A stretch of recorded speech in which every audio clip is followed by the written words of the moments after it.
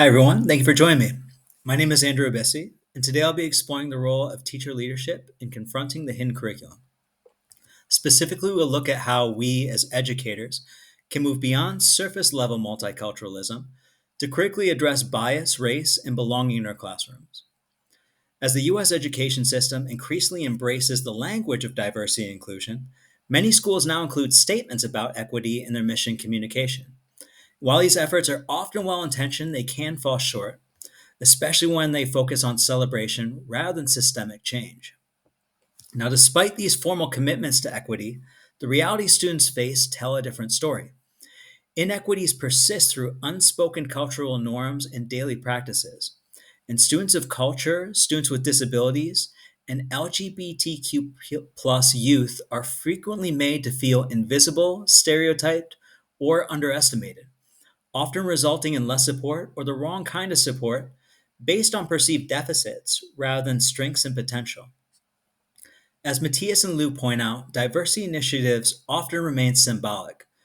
They focus on celebrating differences rather than dismantling structures that create inequity in the first place. In this presentation, we'll unpack what the hidden curriculum is, explore how it impacts students, and discuss how teacher leaders can take meaningful action. Along the way, I'll share some personal stories, research insights, and practical strategies that aim to move us from performative multiculturalism toward authentic, transformative change. The hidden curriculum refers to the unofficial messages, values, and expectations that are communicated to students in school settings, often unintentionally. These can include everything from who gets praised to who is disciplined, how students are grouped, and what voices are included or excluded from the curriculum. According to Laborie, the U.S. education system, despite noble goals, often functions to perpetuate social inequalities. Schools may promise opportunity, but structurally, they frequently preserve advantage. For example, curriculum that exclusively features white male authors implicitly tells students that this is whose knowledge matters. Some seemingly small but telling examples of cultural bias in school include dress codes that ban head wraps or enforce skirt length rules more strictly for certain students. These policies may appear neutral on the surface, but they often reflect deeper, unspoken biases about appearance, discipline, and even religious expression. One example that stays with me from my childhood comes from my best friend in high school, whose name was Mosh. And Mosh was one of the lost boys of Sudan. Now, with Mosh's culture, he loved wearing bling. He liked wearing gold jewelry and diamond encrusted jewelry and necklaces. And in his culture, this was a meaningful practice. It symbolized wealth, spiritual connection, and a way to honor one's relationship with God. But when Mosh wore his jewelry to school, he was told to remove it. And his expression of faith and cultural identity was misinterpreted as being gang related or as promoting African American hip hop stereotypes. I remember him being confused and hurt, and how clear it became to me that the school's response wasn't about safety, it was about misunderstanding and fear. And experiences like Mosh's are not isolated. They reflect a broader pattern of how schools can unintentionally marginalize students through policies and practices rooted in dominant cultural norms. Another example is policies like English only rules. They do more than regulate language use. They send a message that students' home languages, and by extension their cultures and identities, are less valuable or even unwelcome in the classroom. This devalues a cultural asset and makes multilingual students get the idea that assimilation is a prerequisite for belonging. And what's most troubling is that many of these norms are considered neutral or normal by educators who are unaware of their implicit biases. Sensoy and D'Angelo challenge us to recognize that this so called neutrality actually serves the dominant culture. We pretend not to see race or fail to reassess a curriculum, we're perpetuating the status quo. The impacts of the hidden curriculum run deep and leave lasting scars. When students don't see themselves reflected in the curriculum, they may begin to feel or internalize the idea that their stories, languages, and histories are less important, or even worse, can feel invisible. I'm going to keep coming back to the story of my best friend Mosh because it's powerfully illustrating how painful and far reaching these effects can be. Mosh and I were on the same cross country team and wrestling team in high school, and it was impossible not to notice large scars on his legs. He actually showed us that there were scars on his abdomen as well, and one day he told me where those scars came from. As a child in Sudan, his village was attacked in the night by soldiers with machine guns. Now, Mosh and his brothers survived by playing dead. His father was in the same room and killed right in front of him, and his mother was taken from him, brought to an internment camp, and presumed dead for years. More than 15 years later, after being resettled in the United States, Mosh received some news that his mother had been found and brought to the U.S. I was overjoyed for Mosh when he told me this, but I'll never forget his response.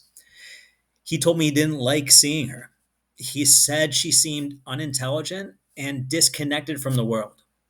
She only spoke Dinka, which is a dialect of Swahili spoken by a small community, only a few thousand people, and she had little familiarity with American culture. Now, I can't begin to understand the pain and complexity Mosh must have felt.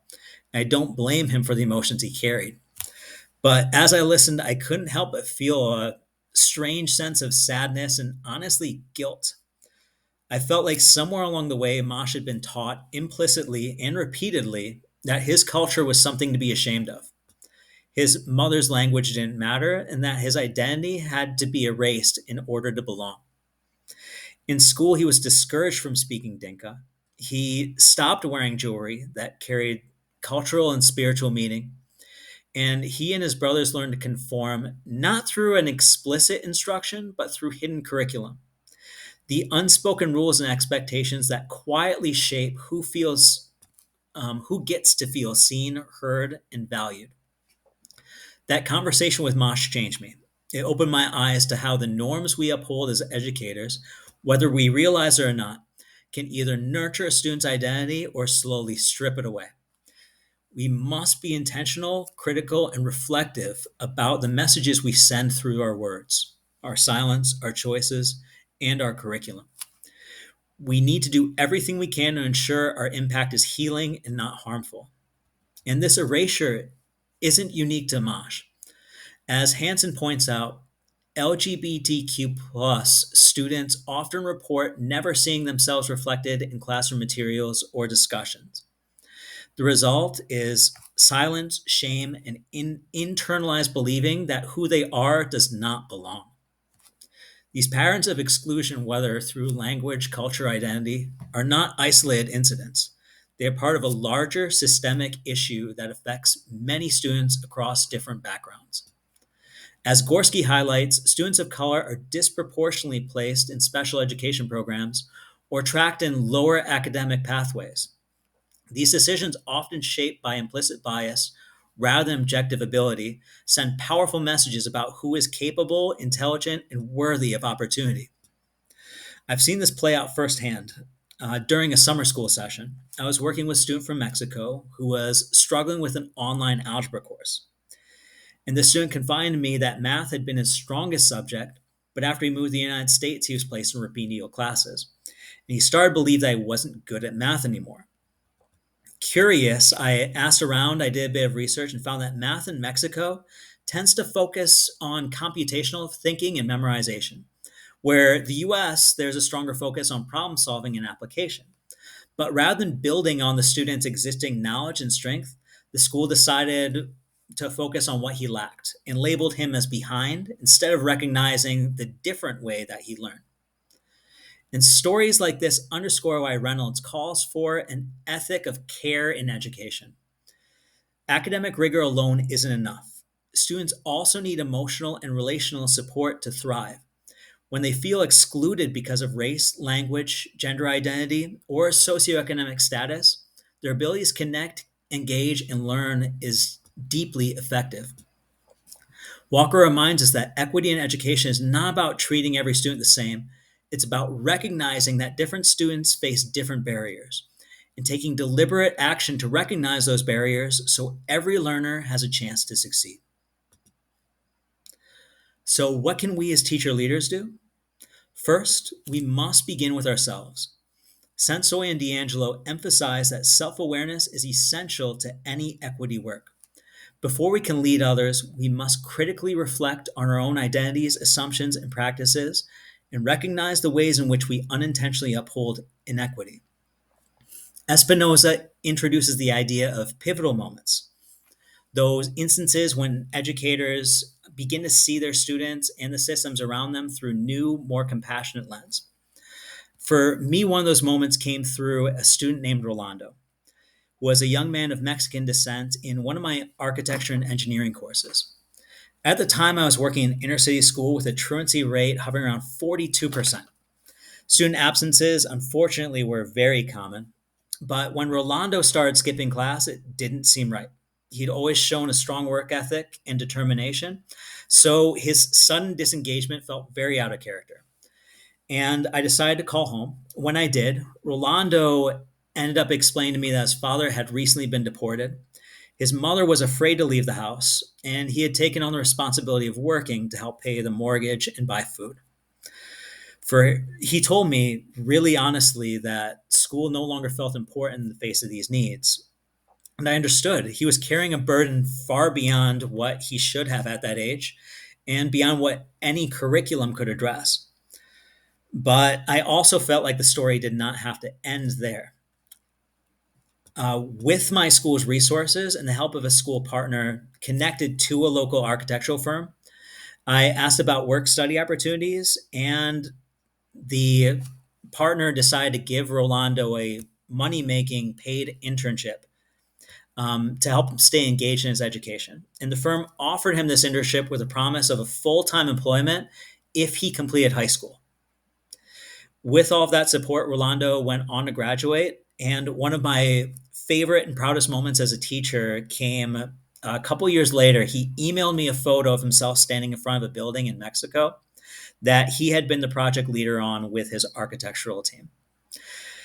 Had I not taken the time to understand Rolando's circumstance and culture, he might have been written off as just another one of those students that didn't care about school, another statistic in a broken system. But he wasn't. He was bright, capable, and he was doing everything he could to support his family. All he needed was a pathway that respected both his reality and his potential. Rolando could have easily faded in that 42%, but with empathy, community support, and willingness to challenge traditional narratives, became so much more. We won't be able to reach every student the way we reached Rolando, but moments like this remind us that we do have the power to change lives. We just have to be willing to try. And as teacher leaders, we must take an active role in shaping the curriculum as well. DeMatthews and Bond remind us that leadership isn't about titles, it's about influence. We can advocate for curriculum choices that reflect diverse perspectives, push for the culture, inclusivity, and relevant texts, and design assignments that help students critically explore identity, power, and history. Eckert and Daughtry further emphasize the importance of collaborative professional development. Teacher leaders can create spaces for equity-focused conversations, organize book studies, or lead workshops that build shared understanding. These efforts help shift equity work from being personal commitments to collective responsibilities. And finally, Kumar, Zusho, and Bondi highlight the need for inclusive classroom cultures, spaces that connect cultural relevance with achievement motivation. When we make spaces for student voices, identity, and lived experiences, we don't just improve learning outcomes, we foster a deep and lasting sense of belonging. It is incredibly important that we transition from celebration to transformation. Too often, schools stop at symbolic gestures. Culture days and heritage months are nice, but they're not enough. As Asher argues, these events can reduce rich cultures to simple stereotypes, if not embedded within deeper curriculum frameworks. For example, a multicultural day might showcase Indian dancing or Mexican food, but if the rest of the year's curriculum excludes contributions of South Asian scientists or Hispanic activists, the message students receive is that these cultures are interesting, but not intellectually or historically significant. And without context, students may come to associate diversity with entertainment rather than a rigorous academic exploration or social critique. Pearson and Lean propose culturally sustaining pedagogy, which moves beyond inclusion and instead aims to sustain the cultural and linguistic practice of communities. It's not about fitting students into a system, it's transforming the system to honor who they are. A culturally sustaining classroom might center literature written by authors of color, not just during designated months, but during the entire year. It might validate the use of home languages as legitimate academic tools, encouraging students to explore and critique their own cultural narratives or connect classroom topics to real world community issues. Paris and Leem ask us to see culture not as static or historic, but as dynamic and evolving, and create schools that grow alongside it. Gorski critiques deficit framework that sees students of culture or multilingual learners as problems to fix. Instead, we must adopt asset-based approaches that recognize the strengths. Going back to my Mexican immigrant student that was learning math in the United States, it's important to understand that it's important to look at the strengths instead of focus on the deficits. This integrated framework produces growth and feelings of strength, while deficit framework produces stagnation and feeling of inferiority. Cochran-Smith and Reagan stress that equity work must be embedded in teacher preparation and ongoing evaluation. It's not an add-on, it's a core of good teaching. Too often, topics like racism, linguistic bias, or disability justice are treated as nice to know rather than essential knowledge. But teachers shape not only content, but climate, policy, and power. Audre Lorde reminds us with her very powerful quote: "The master's tools will never dismantle the master's house." This is a profound warning that to those of us who believe that small surface level reform will be enough. If we continue to rely on traditional approaches to curriculum, discipline, grading, and assessment, approaches often built on exclusionary norms, then no amount of diversity posters or themed bulletin boards will ever bring justice. The house itself must be rebuilt. And that begins when teacher leaders have the courage to question foundational practices. To truly transform education, we must challenge structures, traditions, and norms that uphold inequality. Teacher leaders play a critical role in work. Not only do they influence their own classroom, but they set examples, mentor colleagues, design professional development, and advocate for systemic reform. The goal isn't just inclusion, it's liberation. In closing, I want to emphasize that teacher leadership isn't about having a formal title, it's about having the vision to see what needs to change, the courage to speak up, and the commitment to take action. The most effective teacher leaders create spaces where collaboration and agency thrive. They don't wait for permission, they lead from wherever they are. Mentorship and mutual support are key. Whether you're a first year teacher or department head or anywhere in between, you have the power to make an impact. Leadership grows when we lift each other up and share what we've learned. And we don't have to do this work alone. Students, families, and communities are essential partners. When we connect classroom learning to real world issues and listen deeply to those we serve, we move closer to true equity. So I leave you with a few questions. What outspoken lessons are being taught in your classroom? Whose voices are absent? What assumptions need to be challenged? If we're willing to confront the hidden curriculum, to move beyond celebration and toward transformation, we can build schools where every student is not just included, but truly seen, valued, and empowered. Thank you for your time.